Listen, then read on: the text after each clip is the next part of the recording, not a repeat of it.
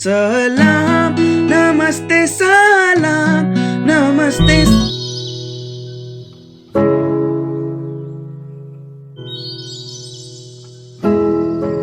सलाम नमस्ते सामुदायिक रेडियो स्टेशन पर रेडियो थिएटर हिंदी के पितामह मुंशी प्रेमचंद जी की अमिट अमर कहानियों का नाट्य रूपांतरण रेडियो थिएटर।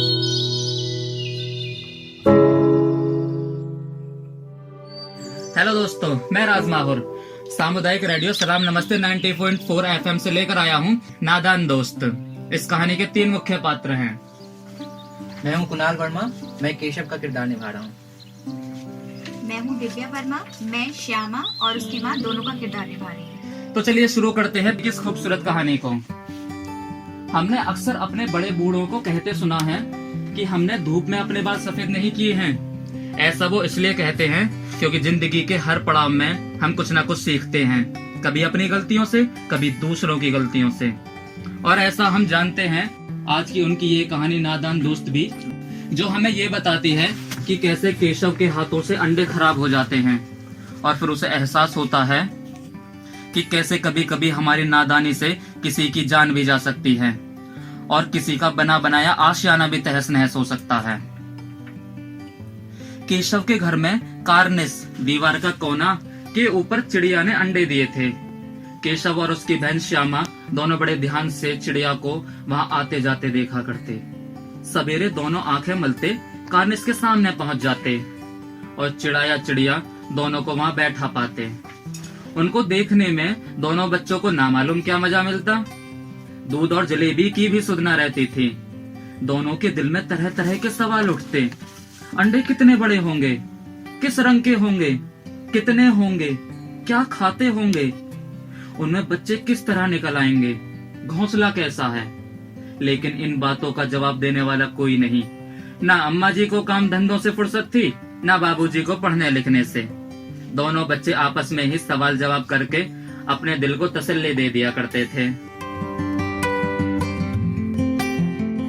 क्यों भैया, बच्चे निकल कर उड़ जाएंगे? नहीं पापी, पहले पढ़ निकलेंगे। तो क्या खिलाएगी बेचारी? केशव के सवाल का जवाब कुछ ना था उसके पास। इस तरह 3-4 दिन गुजर गए।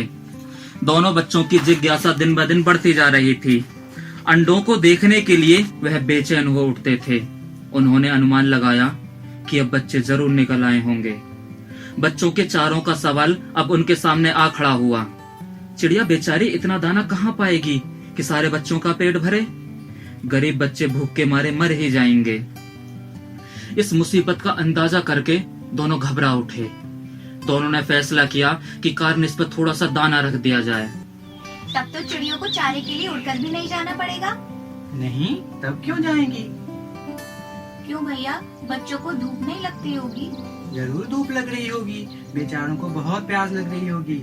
ऊपर छाया भी तो नहीं है। आखिर यही फैसला हुआ कि घोंसले के ऊपर कपड़े की छत बना देनी चाहिए। पानी की प्याली और थोड़े से चावल रख देने का प्रस्ताव भी मान लिया गया। दोनों बच्चे बड़े चाव से काम करने लगे। श्यामा माँ से नजरें बचाकर मटके से चावल निकाल लाई। केशव ने पत्थर की प्याली का तेल चुपके से जमीन पर गिरा दिया और खूब साफ करके उसमें पानी भरा। अब चांदनी के लिए कपड़ा कहाँ से लाएं? फिर ऊपर बगैर छड़ियों के कपड़ा ठहरेगा कैसे और छड़ियां खड़ी होंगी कैसे?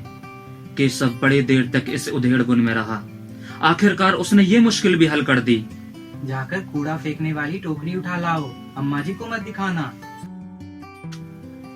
तो बीच में से फटी हुई है, उसमें से धूप कैसे नहीं जाएगी?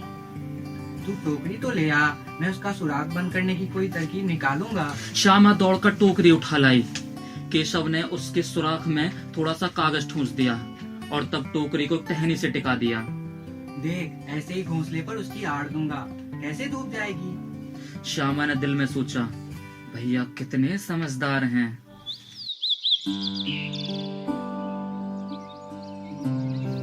गर्मी के दिन थे। बाबूजी दफ्तर गए हुए थे। अम्मा दोनों बच्चों को कमरे में सुलाकर खुद सो गई थीं। लेकिन बच्चों की आंखों में नींद कहाँ? अम्मा जी को बहकाने के लिए दोनों आंखें बंद किए मौके का इंतजार कर रहे थे। ज्यों ही मालूम हुआ कि अम्मा जी अच्छी तरह सो गईं, दोनों चुपके से उठे और धीरे से दरवाजे की सिटकनी खोलकर बाहर निकल आए। अंडों की हिफाजत करने की तैयारियां होने लगी। केशव कमरे में से एक स्टूल उठा लाया है, लेकिन जब उससे काम ना चला तो नाने की चौकी लाकर स्टूल के नीचे रख दी और डरते डरते स्टूल पर चढ़ा। श्यामा दोनों हाथों से स्टूल पकड़े हुए थी। स्टूल की चारों टांगे बराबर ना होने की वजह से जिधर ज्यादा झुकता उधर उसे गिरने का डर और बढ़ जाता। उस वक्त केशव को कितनी तकलीफ उठानी पड़ती थी उसी का दिल जानता था। दोनों हाथों से कार्निस पकड़ लेता और श्यामा को दबी आवाज से डांटता। अच्छी तरह पकड़, वरना उतरकर बहुत मारूंगा। मगर बेचारी श्यामा का दिल तो ऊपर कार्निस पर था। बार बार उसका ध्यान उधर जाता और हाथ ढीले पड़ जाते। केशव ने ज्यों ही कार्निस पर हाथ रखा, दोनों चिड़िया उड़ गईं। केशव ने देखा कार्निस पर थोड़े से तिनके बिछे हुए हैं और उस पर 3 अंडे पड़े हैं। जैसे घोंसले उसने पेड़ पर देखे थे वैसा कोई घोंसला नहीं है। श्यामा ने नीचे से पूछा, क्या बच्चे हैं भैया? 3 अंडे हैं, अभी बच्चे नहीं निकले। जरा हमें भी दिखा दो भैया, कितने बड़े हैं? दिखा दूंगा, पहले जरा चिथड़े ले आ, नीचे बिछा दूं। बेचारे अंडे तिनकों पर पड़े हैं। श्यामा दौड़कर अपनी पुरानी धोती फाड़कर एक टुकड़ा उठा लाई। केशव ने झुककर कपड़ा ले लिया, उसकी कई तह करके उसने एक गद्दी बनाई और उसे तिनकों पर बिछाकर 3 अंडे उस पर धीरे से रख दिए। हमको भी दिखा दो भैया। दिखा दूंगा, पहले जरा वो टोकरी दे दो, ऊपर छाया कर दूं। श्यामा ने टोकरी नीचे से थमा दी और बोली, अब तुम उतर आओ, मैं भी तो देख लूं। केशव ने टोकरी को एक टहनी से टिकाकर कहा, जा दाना और पानी की प्याली ले आ, मैं उतर आऊं तो दिखा दूंगा। श्यामा प्याली और चावल भी लाई। केशव ने टोकरी के नीचे दोनों चीजें रख दी और आहिस्ता से उतर आया। श्यामा ने गिड़गिड़ा कर कहा, अब हमको भी चढ़ा दो भैया। तो गिर पड़ेगी। ना गिरूंगी भैया, तुम नीचे से पकड़ लेना। ना भैया, कहीं तू गिर विर पड़ी तो अम्मा जी मेरी चटनी ही कर डालेंगी, कहेंगी कि तूने ही चढ़ाया था। क्या करेगी देखकर? अब अंडे बड़े आराम से हैं, जब बच्चे निकलेंगे तो उनको पालेंगे। दोनों चिड़िया बार बार कार्निस पर आती थीं और बगैर बैठे ही उड़ जाती थीं। केशव ने सोचा, हम लोगों के डर के मारे नहीं बैठती। स्टूल उठाकर कमरे में रखाया, चौकी जहाँ की थी वहाँ रख दी। श्यामा ने आंखों में आंसू भरकर कहा, तुमने मुझे नहीं दिखाया, मैं अम्मा जी से कह दूंगी। अम्मा जी से कहेगी तो बहुत मारूंगा, कह देता हूँ।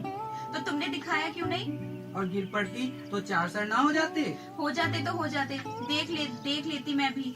इतने में कमरे का दरवाजा खुला और माँ ने धूप से आंखें बचाते हुए कहा, तुम दोनों बाहर कब निकल आए? मैंने कहा था ना दोपहर को नहीं निकलना। किसने दरवाजा खोला? दरवाजा केशव ने खोला था, लेकिन श्यामा ने माँ से यह बात नहीं कही। उसे डर लगा कि भैया पिट जाएंगे। केशव दिल में कांप रहा था, कहीं श्यामा कह ना दे। अंडे ना दिखाए थे ना, इससे अब उसको श्यामा पर विश्वास न था। श्यामा सिर्फ प्यार की वजह से चुप थी या इस कसूर में हिस्सेदार होने की वजह से, इसका फैसला नहीं किया जा सकता था। शायद दोनों ही बातें थीं। माँ ने दोनों को डांट डपट कर फिर कमरे में बंद कर दिया और अब धीरे धीरे पंखा झलने लगी। अभी सिर्फ 2 बजे थे, बाहर तेज लू चल रही थी। अब दोनों बच्चों को नींद आ गई थी। 4 बजे अचानक श्यामा की नींद खुली। दरवाजे खुले हुए थे। वह दौड़ी हुई कार्निस के पास आई और ऊपर की तरफ ताकने लगी। टोकरी का पता न था। संयोग से उसकी नजर नीचे गई और वह उल्टे पांव दौड़ती हुई कमरे में जाकर जोर से बोली, भैया अंडे तो नीचे पड़े हैं, बच्चे उड़ गए। केशव घबरा उठा और दौड़ा बाहर आया तो क्या देखता है कि 3 अंडे नीचे टूटे पड़े हैं और पानी की प्याली भी एक तरफ टूटी पड़ी है। उसके चेहरे का रंग उड़ गया। सहमी हुई आंखों से जमीन की तरफ देखने लगा। बच्चे कहाँ उड़ गए भैया?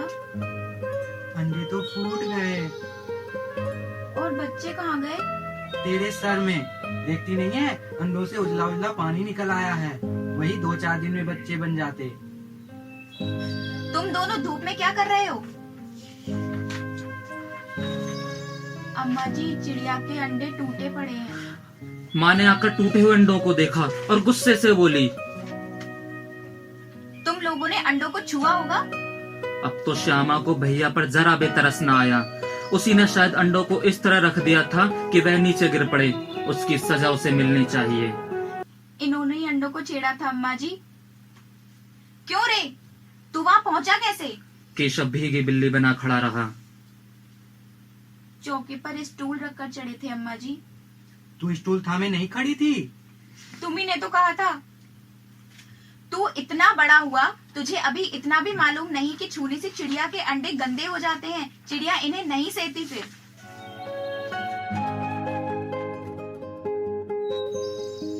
तो क्या चिड़िया ने अंडे गिरा दिए अम्मा जी? और क्या करती? केशव के सिर इसका पाप पड़ेगा।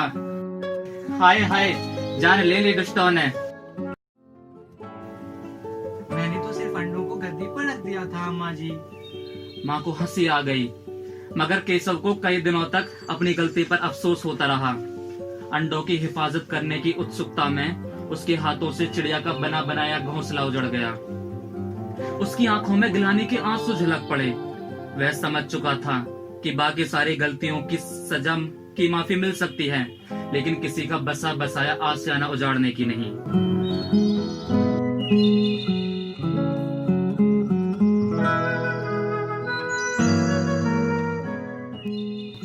इस कहानी से हमें प्रेरणा मिलती है कि हमें शिक्षा के अभाव में और माता पिता के परामर्श के बिना कोई निर्णय नहीं लेना चाहिए।